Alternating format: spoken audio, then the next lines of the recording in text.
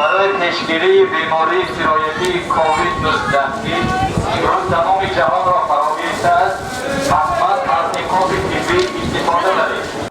این صدای بلند گویا که صبح بر وقت در داخل بازار پنجشنبه صدا میداد بهر پیشگیری بیماری نوی کرونا ویروس با دستگیری ریاست معارف ولایت، ریاست کار زنان و عائله ولایت، مرکز طرز حیات سالم و مؤسسه دولتی تعلیمی دانشگاه دولتی خوجند به نام اکادمیک باباجان غفورов در بازار مرکزی پنجشنبه و افراسیاب کارهای فهماندهی گذرانیده شد. بختیار شاه میرزایف مدیر شعبه تربیه مؤسسه دولتی تعلیمی دانشگاه دولتی خوجند به نام اکادمیک باباجان غفورov ضمن صحبت افزود که همراه نمایندگان ساختارهای در بالا ذکر گردیده زیاد از 5000 ورقه های اطلاعاتی را برای مردم تقسیم نمودند.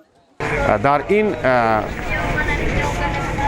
акция البته استادان دانشگاه دولتی خوجند نیز بی‌طرف نبوده. امروزها برای با مردم فهمانیدن ضروریت گیگین شخصی، ضروریت پیشگیری این بیماری بسیار زحمت ها کشیده ایستادند و مهنت کرده ایستادند. البته در کوچه ها وقتی که ما گشت و گذار میکنیم باز هم میبینیم که بعضی از خلق، بعضی از شهروندان به نقاب ها، به دستپوشک ها، فروشنده ها قرار دارند که میتواند این باز هم دیگران را به این بیماری سرایت کرده باشد و من از فرصتی بس مناسب استفاده برده از شهروندان، از مهمانان خوجند شهر باستان خواهش میکنم که خود و اطرافیان را احتیاط کنید، زیرا سلامتی هر یکی ما، سلامتی هر یک عائله این سلامتی ملت است. تقسیم ورقه های اطلاعاتی از درآمدگاه بازار پنجشنبه آغاز گردیده تا به بازار افراسیاب ادامه یافت. باید گفت که طول چند روز آخر آموزگاران دانشگاه دولتی خوجند و کارمندان ساحه‌های معارف برای پیشگیری ویروس کووید 19 به جایهای سیر آدم رفته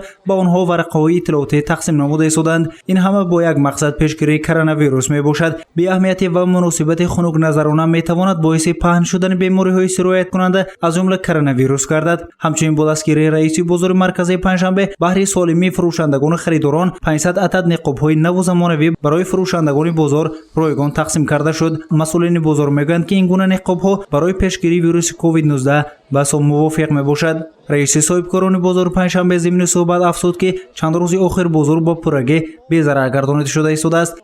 تصمیم گرفتیم که آینده بیام کدامی که مسکن ندارن، دهانبند ندارن یا اینکه وای حاضر مسکن تقسیم کردگی ما به خاطری نفس کشیدن آسان‌تر همون به همین روز ما تقسیم کردیم.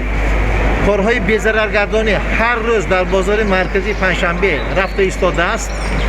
درآمدی بازار، برآمدی بازار، تمام راهروهای را کار سازیم، فلور کردیم، کار بسازیم.